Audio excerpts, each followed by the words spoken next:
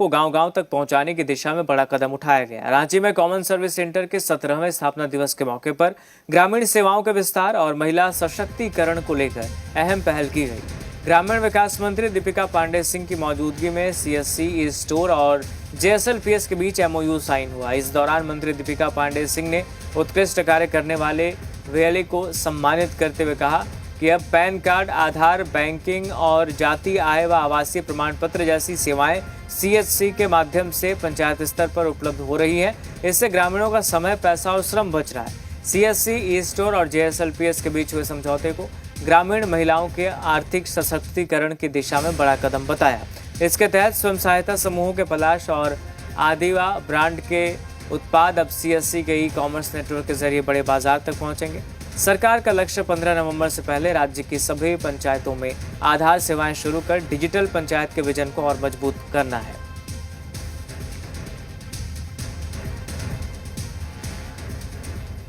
Strongly काम करते हुए आज डिजिटल पंचायत का जो हम लोगों का विजन था, माननीय मुख्यमंत्री जी का जो विजन था राज्य सरकार के लिए, वो हम लोगों ने पूर्ण किया है।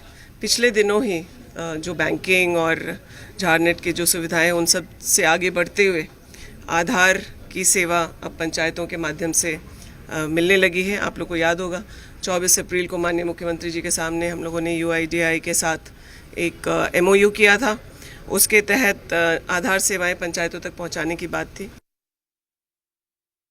देखिए, एक्सपेंशन जो है वो आधार का हम लोग निरंतर कर रहे हैं। पहले हमारे झारखंड में जितने भी सेंटर्स थे, उसके अलावा हम लोग और अभी 24 जिलों में से हम लोग 14 जिलों में हमारा एक्सपेंशन का कार्यक्रम हो रहा है। और पहले हम लोग 3 जिलों में थे, अब इसको एक्सपैंड करके हम लोग 14 जिलों में कर रहे हैं। ऑलरेडी हमारे 7 सेंटर्स अलग अलग जिलों में चल रहे हैं। इसके अलावा सीएससी भी हमारे 24 में से 22 जिलों में चल रही है। और अभी धनबाद का भी प्रपोजल आया है, तो हम लोग धनबाद में भी जल्दी ही शुरुआत उसका जो है डीसी ऑफिस में करेंगे। इसके अलावा ब्लॉक लेवल पर भी हम लोगों ने शुरुआत कर दिया। नामकुम ब्लॉक से हम लोगों ने कुछ दिन पहले शुरुआत किया था। इस एमओयू के तहत सभी पंचायत भवनों को डिजिटल केंद्र, पंचायत के डिजिटल केंद्र के रूप में विकसित किया गया है।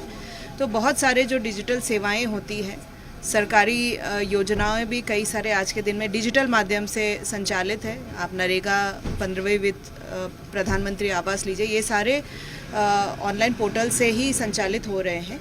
तो इसके लिए जो लाभुक है या जो ग्रामीण है, जो पंचायत है, जो इम्प्लीमेंट करते हैं, उनको समस्या हो रही थी कि उनके साथ कोई टेक्निकल हैंड नहीं है जो इन सारे योजनाओं में उनका सहयोग कर सके।